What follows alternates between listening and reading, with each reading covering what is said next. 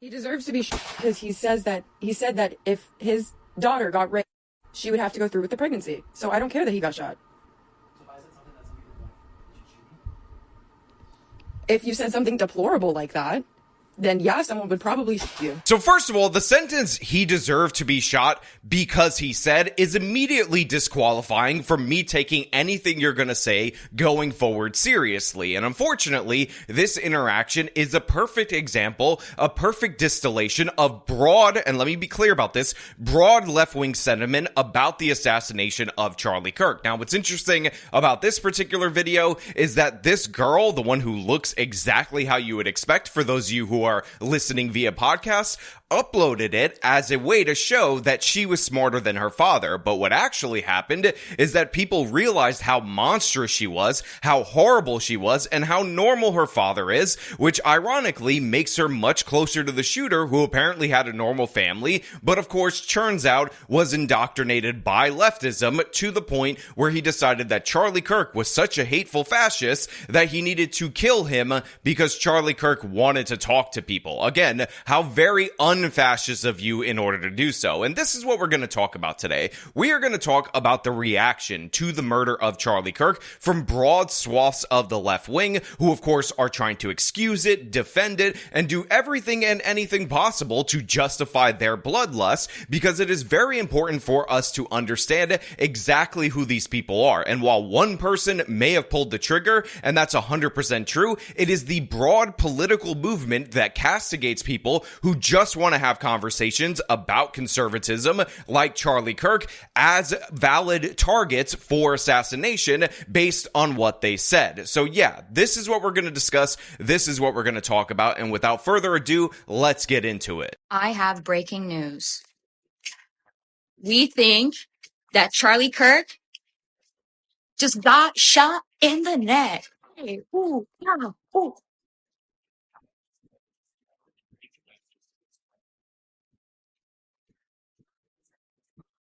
Cut the music. Cut the music.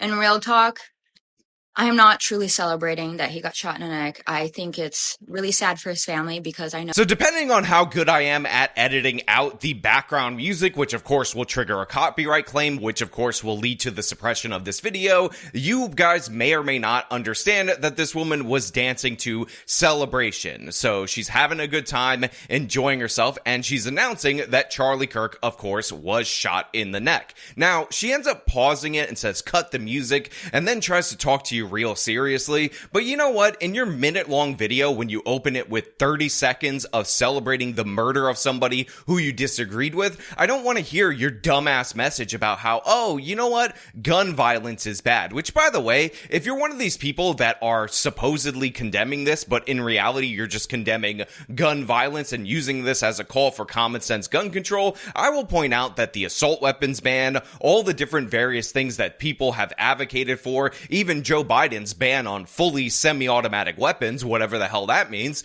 does not ever apply, and there's no bill that has been put forward that would apply to bolt-action rifles. Again, it's not semi-automatic. It requires a manual reload of each and every cartridge, or each and every bullet. Sorry, I know the gun nuts are gonna kill me for that. And yeah, so this would not be covered. What you're doing is actually grandstanding, and of course, this leads into other backwards justifications of the murder of Charlie Kirk. But it is important for you guys to understand that this is not only who these people are, it's who they feel comfortable being in public. This is the face that they put out for the world to see, which is them celebrating the murder of somebody just because they disagreed with them, just because they think Charlie Kirk is some kind of monster, when in reality, if you believe that you should murder somebody for disagreeing with you, you are far more of a monster than who you imagine Charlie Kirk to be, because no matter how many times you try to say words are like bullets or words are violence, in reality, bullets are bullets and violence is violence, and you are in favor of that violence, and you show it to us with your exuberant celebrations of this man's murder. The best part of this whole goddamn thing is that he is not martyr material, so his death will mean nothing. It will activate no one. It will impact few. It's just great. Now, I have to say, one of the things that I do actually genuinely love about this clip in particular is that post this woman's prediction that Charlie Kirk's death won't mean anything to anyone, because according to this low-life loser, Charlie Kirk isn't martyr material, we've seen vigils across the world, not just in the United States of America, for Charlie Kirk. South Korea, Spain, England. We've seen it again in all these different various countries because people understand what is going on. People understand that the left is out of hand, and the reaction, the public reaction to these lefties celebrating, cheering the death of Charlie Kirk has been almost unanimous among good people, among people who understand that this is absolutely unacceptable. And what it actually did show is that Charlie had far more of an impact than many people understood prior to his passing. And yes, there is something about him that does have staying power. So this worthless TikToker who will never achieve anything remotely close to what Charlie achieved in a single day of work in his life can just suck on that for the rest of her life. I know we're all still reeling from the news, but you're mispronouncing his name. It's not Charlie Kirk, it's Charlie. So one of the things that you'll notice about these different videos is that obviously they're disgusting. The words being used are disgusting. The people behind them are disgusting. But guess what? In addition to all of that, many of them are outward manifestations of the ugliness on their inside. And this transes person right here is a perfect example of that. Also, you're not really nailing it with the girl voice. Maybe go back and workshop that. Maybe try being a passable human being before you try to be a passable girl. And, fix your life. Get your house in order. Again, you are an absolute coward in every possible way, and I'm glad your outward appearance always marks you for the disgusting person that you are on the inside, and I'm glad this is true for so many of these people. He's gone. I saw the video before they even put out the confirmation. There was no chance that he made it through that. This wasn't the one we were hoping for, but a welcome surprise nonetheless. So again, another person who looks exactly how you expect them to look, and of course, this person decides to allude to the idea that this wasn't the one they were looking for, which of course is the evil orange man. And if you guys are unaware, if you guys are unfamiliar, there is an ongoing left-wing meme that is a call for another assassination attempt on the evil orange man, where they say some has got to do it. This of course has been promoted by Cenk's nephew, Taylor Lorenz, and many people on the left wing. And of course, it's getting reiterated right here because these people's bloodlust knows no bounds. And the last thing on this today, yes, I am a better person than you for celebrating the death of a Nazi. And actually, it's pretty weird that you're not, and simultaneously asking people to have empathy for the Nazi.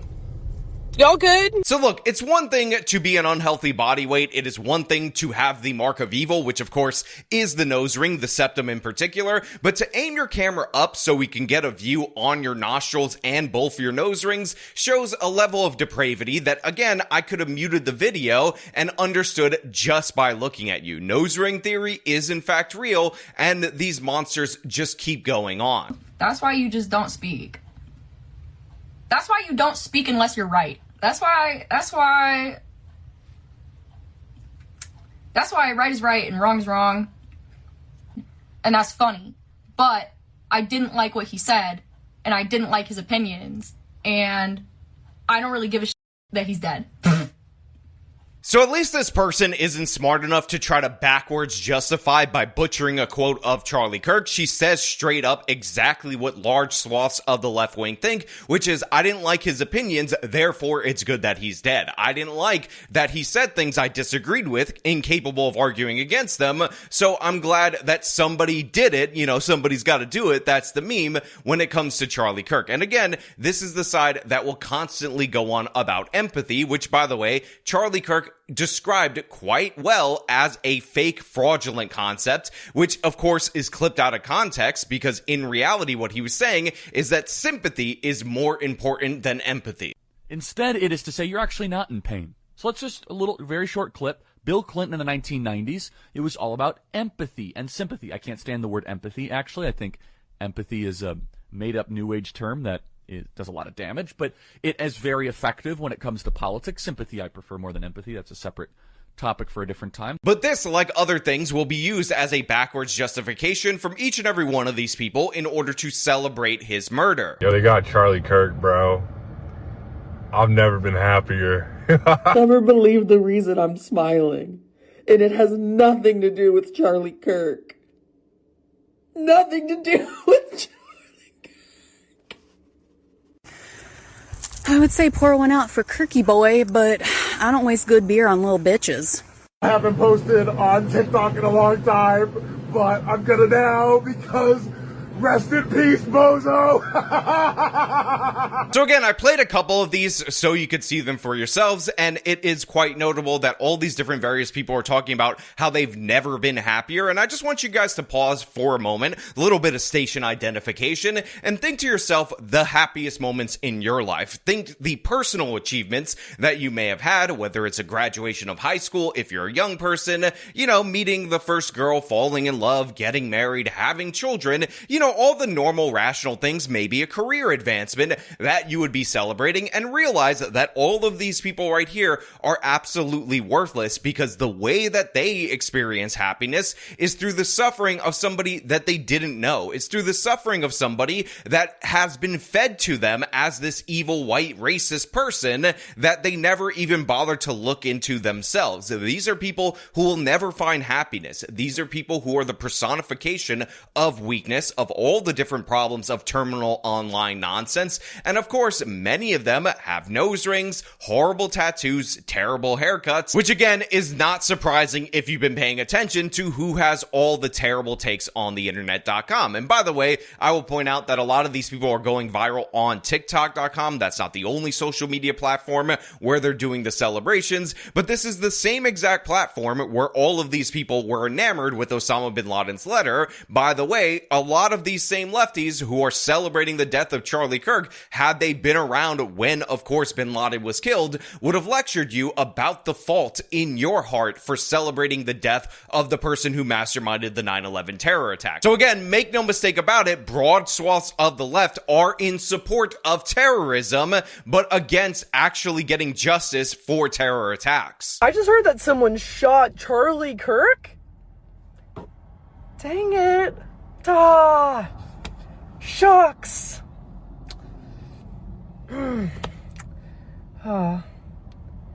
Thoughts and prayers. So this is a new form of the nose ring. This girl actually has a chain across her nose. And of course, it is also indicative of radical leftism, of somebody that you should avoid on the streets, of somebody who definitely has them crazy eyes that are being accented by that nose ring. But I just wanted you guys to understand that even seemingly normal looking people, once they put on the nose ring, obviously turn crazy almost immediately. And yes, maybe I have cause and effect backwards, but in reality, don't care. It is the nose ring. Make no mistake about it. Now again, I'll link in the description of this video the compilation of all these different various people celebrating, but understand that this is also represented in broad swaths of left-wing media. Kyle Kalinske had this reaction to the announcement of his death. Here's something that Charlie had regularly argued, and hard disagree on this one, man, but quote, I think it's worth it to have a cost of, unfortunately, some gun deaths every single year so we can have the Second Amendment to protect our other God-given rights. That is a prudent deal. It is rational. So, hey, some gun deaths every year are worth it for Second Amendment rights. It's like, well, I mean, now you're one of those people. Now, I know this doesn't need to be explained for people with above room temperature IQs, but the idea that this has become a punchline is so stupid, and it shows us the absolute lack of ability to engage in argumentation from the left, because in the context of vehicles, we understand this 100%. Yes, a certain amount of people are going to be injured and or killed in car accidents, but as a society, we make the trade-off because of the benefits of being able to transport ourselves via motor vehicles. By the way, you could make the same argument for firearms. Sure, there are a lot of gun deaths, but we also have multiple defensive uses of firearms, multiple preventions of crimes by the use of those firearms, and that on its own could be a positive enough trade-off, not to mention the deterrent effect, not to mention other things that, again, we benefit from having the Second Amendment. And then he and his wife, Crystal Wall, decided to turn around on social media and condemn the fact that all these different various people who are posting these videos with their full name, attaching their face to their beliefs, are experiencing consequences like being fired, saying that the right wing is very hypocritical on cancel culture. Now, make no mistake about it, I am not in any way, shape, or form participating in the highlighting of anybody's jobs. I'm not retweeting it. I'm not even encouraging it. And the reason I'm not doing that is not because I don't want to be a hypocrite in the eyes of Kyle Kulinski or any of these left-wingers that are celebrating the death of Charlie Kirk. It's because I think that there's a chance that you could misidentify somebody, and I don't want to participate in ruining an innocent person's life. But to be clear, the idea that I'm supposed to care or I'm supposed to consider the hypocritical implications of people getting fired for opinions that they post on social media, when that opinion is that they support somebody being murdered for the opinions that they post on social media if they don't like them, is absurd and ridiculous. Again, by their own standards, every single one of these people who got fired after sharing their opinion that assassinating people for sharing their opinion is a good thing, got off easy. They got off well below the consequences that they're celebrating, and I have no sympathy at all for them whatsoever. And of course, Kyle Kulinski and Crystal Ball whinging about this when they were just celebrating the firing of one of those guys who was on that Surrounded episode with Mehdi Hassan, who said that he was a fascist. It's like, you know, I don't know how many of you guys watched the Jubilee episode with Mehdi, where you see these guys who come out and just be like, yeah, I'm a fascist. Dude who got ultimately fired from his job, good. Dude who got ultimately fired from his job, good. Dude who got ultimately fired from his job, good. And then Kyle took it a step further, saying that not only is him being fired good and worthy of celebration, but it's okay to assault this person. It's okay to inflict physical harm based on his beliefs. I mean, we need to bring back shame. We need to bring back shame. We need to bring back bullying.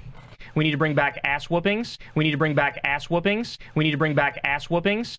We need to bring back, when somebody crosses a bright red line society, they need to know that they crossed that bright red line society. So when this motherfucker got fired, the answer is fuck yeah. Then you have no moral high ground at all whatsoever to demand people on the right defend those who are cheering Charlie Kirk's murder, who are getting fired as a consequence of people noticing that they're employing a bunch of freaks that endorse the murder of people that they disagree with. Again, when you want those people to be assaulted, you want those people to be attacked, you want them to get fired, again, 1 month ago, and in addition to that, you guys supported and defended Luigi Mangione, and of course, jumped on board with the online trend, and it looks like, at least with the engravings on the bullets, that we have some similarities between this particular case and, of course, the Luigi Mangione case. And by the way, to everybody out there in my audience who got mad at me for condemning that murder in no uncertain terms, look at where we are right now, and I apologize for nothing. I do not back you in any way. Like I said before, violence is unacceptable. Killing an innocent person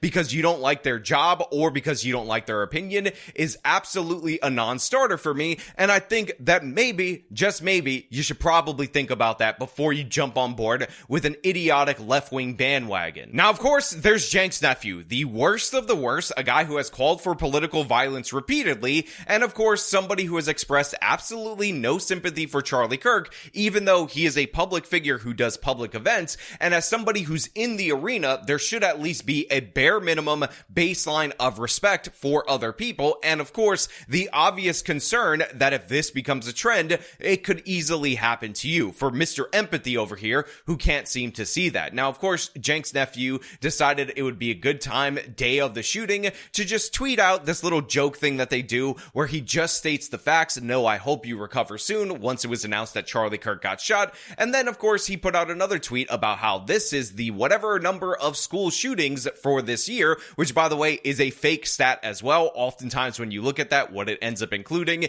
is a school resource officer shooting the toilet, or a shooting that happens near a school that, of course, is not during school hours, and all sorts of other things in order to inflate that number, as if that is relevant at all whatsoever to the assassination of Charlie Kirk. This in no way, shape, or form is what you think of when you consider a school shooting, and again, it could have happened to Kirk at any public outdoor event, but of course, Jenk's nephew has to obfuscate that, has to signal signal to his fans that it's okay, but not expressly condemning the violence. But even worse than that, Cenk's nephew decided to go on a PR tour. Now, there are tons of articles of him making this all about him and all about how, oh my god, wow, this could lead to something really bad. This could get out of hand if people start getting killed as a result of expressing their beliefs, as if that's not what happened to Charlie Kirk. And there's one article from Politico that I want to read you an excerpt from. I posted it on social media that perfectly distills the dehumanization of Charlie Kirk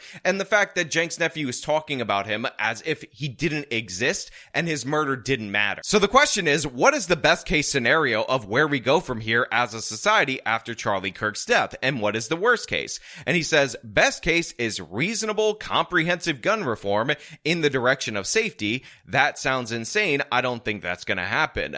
But the worst case is what I'm seeing on Twitter. More and more of Twitter becoming real life, where people are getting increasingly more belligerent and increasingly more angry. There's eventually going to have to be a boiling point, right? There has to be a point where all the anger and frustration mounts, and in the absence of any sort of pressure valve to release that anger, I think people will look for different targets that they have designed as the reason why they feel the way they do. It can be a litany of different marginalized populations, black, which is capitalized, by the way, notice that right there, and brown people, undocumented migrants, trans people, the left broadly, liberals broadly. I fear that this is the worst case scenario, people in this decentralized way seeking out vengeance, seeking out some distorted sense of justice in their own minds. So that's a real excerpt from a Politico article. That is a real statement from Cenk's nephew about post Charlie Kirk and the problems that we could see. He's worried about unhinged people that blame certain media figures because of their beliefs for the problems in their own life, seeking out their own form of vengeance and or justice based on the idea that that person is responsible for the way that they feel about themselves. That is a thing that this guy actually said to Politico. And again, he's worried about that after Charlie Kirk. He described the exact thing, the exact kind of person that is gassed up by his exact kind of direct calls for violence and political rhetoric that, again, encourages violence. He's worried about that happening to the left, like as if Charlie Kirk didn't exist, as if he wasn't a person, as if time started after the bullet hit Charlie Kirk, and we're not supposed to analyze, looking backwards, at all the different various people who radicalize this left-wing shooter, who, by the way, they tried to smear the right wing with. So these people celebrated the murder of Charlie Kirk unambiguously, broad swaths of the left, not a tiny minority, not a little bit of a representation of the left, and then they blamed you for it. Then they said it was your fault. They said you did it, and they wanted to use it as an excuse to crack down on your speech. Just think about how asinine and ridiculous this is. These people said, where's their violence? Charlie Kirk is a fascist. The Nation wrote out that Charlie Kirk is like the modern day Goebbels. That's an actual comparison that they made in order to back end justify his murder. They're digging up all these different various portions of a quote in order to defame the guy, including that he was against the Civil Rights Act, which was posted by one of these other lefty streamers slash YouTubers. We note in our piece that Kirk describes King as, quote, a bad guy. It's true. And Kirk self-described very, very radical view that the country made a mistake when it passed the Civil Rights Act. Also true. As we note in the piece, Kirk has previously described Kirk as a hero and a civil rights icon. It's true. I used to be wrong. What inspired Kirk to shift his view on MLK? Why does Kirk think that MLK is a bad guy? When Kirk says that MLK says, quote, one good thing he didn't believe, what does he mean by that? Why does Kirk believe passing the Civil Rights Act was a mistake? Now, again, apparently they don't listen to the show because we do that at least once a week, right? Once a week we talk about why the Civil Rights Act was a mistake. Now, of course, that on its own shouldn't justify a murder, an assassination, but turns out when you actually ask Charlie Kirk, what did you mean by that? He gives you a very rational explanation that tells you that he's not against the fighting against racism aspects of the Civil Rights Act. He's against the mission creep, how this 60s law ends up being reinterpreted and reimplied in order to cover things that it was never intended to do it. That's why he says it's a mistake, or parts of it were a mistake, as he does when you actually ask him to clarify.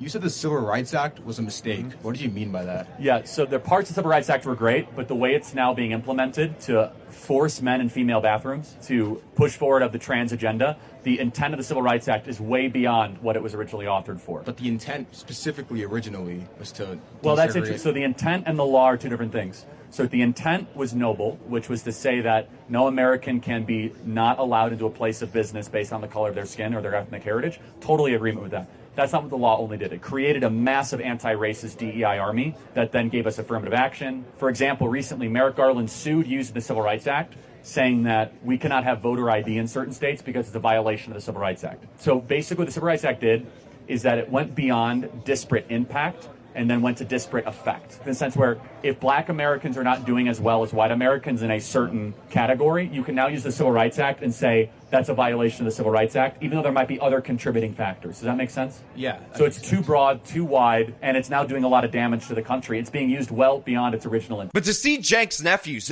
dopey, sad puppy dog face in all these different various articles talk about how he's the real victim, as if he wasn't the one calling for this violence, as if he wasn't the one begging his audience to take action, as if he didn't know that his audience is full of freaks and monsters that endorse each and every one of these attacks on the right or against their perceived political enemies, is absurd. Again, this guy recently said that Ela Klein, and this was for no reason because she hasn't been in the IDF in 20 years, was a valid military target in order to signal his audience, who was already harassing Ethan and Ela, already sending them death threats, that he was still on board with it. This absolute coward in every possible way is disgusting. And again, he's trying to make the death of Charlie Kirk all about him. He's quite literally in other articles debating the ghost of Charlie Kirk in order to get clicks and to plug his Twitch channel. Now look, I said it before and I'll say it again, acting out in any kind of violent way, acting out in any kind of crazy way is the thing that will dishonor the memory of Charlie Kirk. But the idea that I'm going to be lectured by Cenk's nephew, this absolute weasel, this absolute coward on morality is absurd. This guy is still encouraging violence. He's still justifying the murder of Charlie Kirk, even if for one instance he said, I condemn political violence in general, as if we don't understand the trick that he's doing right there. As if we don't get what he's saying, where he's like, I condemn these tactics overall, like overall I'm against it. I mean, there's a specific thing that happened that I'm specifically avoiding talking about when I say I condemn this, but you know, I'm gonna lecture you on morality, and I'm gonna lecture you on how politics should be, and of course, I'm gonna smear Charlie Kirk and proclaim that I'm better than him, even though we all know he would have humiliated Cenk's nephew in a debate, as he's done in previous debates. In fact, my first video on Cenk's nephew, which by the way, was my second video ever on the Young Turks on this channel, was about Charlie Kirk destroying Cenk's nephew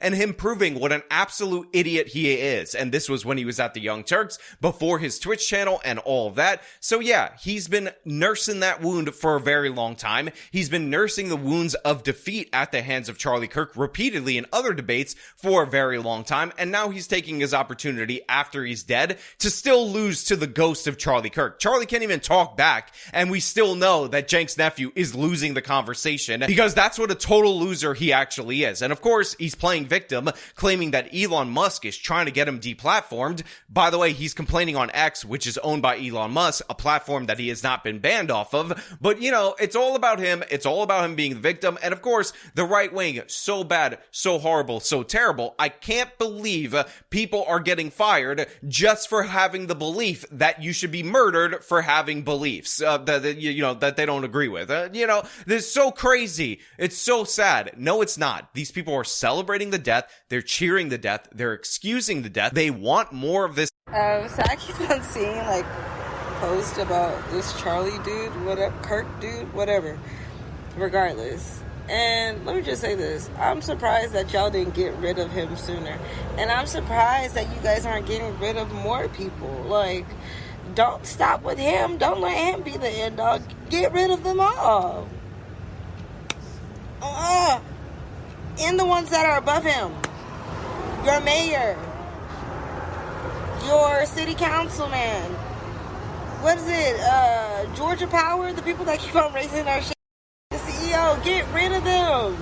Yeah. And as we talked about before, this was all predicted by Charlie Kirk in a tweet in April of this year, where he highlighted the fact that the left was embracing assassination culture. Quote, assassination culture is spreading on the left. 48% of liberals say it would be at least somewhat justified to murder Elon Musk. 55% said the same about Trump. In California, activists are naming ballot measures after Luigi Mangione. The left is being whipped into a violent frenzy. Any setback, whether losing an election or losing a court case, justifies a maximally violent response. This is the natural outgrowth of left-wing protest culture tolerating violence and mayhem for years on end. The cowardice of local prosecutors and school officials have turned the left into a ticking time bomb. And that's exactly what we're seeing right here. The left not only encourages this violence, and by the way, we're talking about broad swaths of the left, not a little percentage, but in addition to that, after it happens,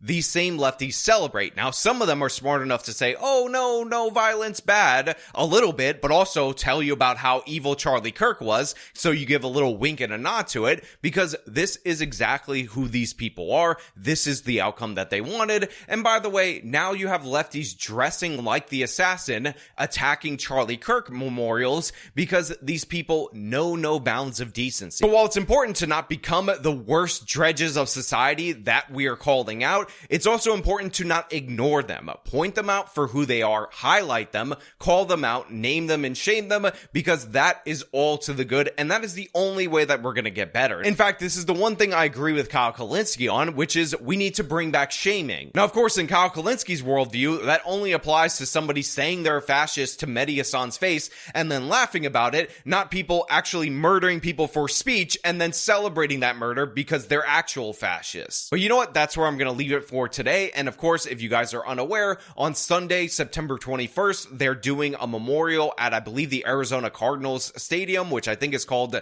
State Farm Arena or State Farm Stadium. I'll leave a link in the description. If you want to go to Glendale, Arizona in order to honor Charlie Kirk in person, feel free to do so. I believe that stadium seats 70,000 people, but whatever. All the information will be linked in the description. I'm going to leave it right here. Till next time.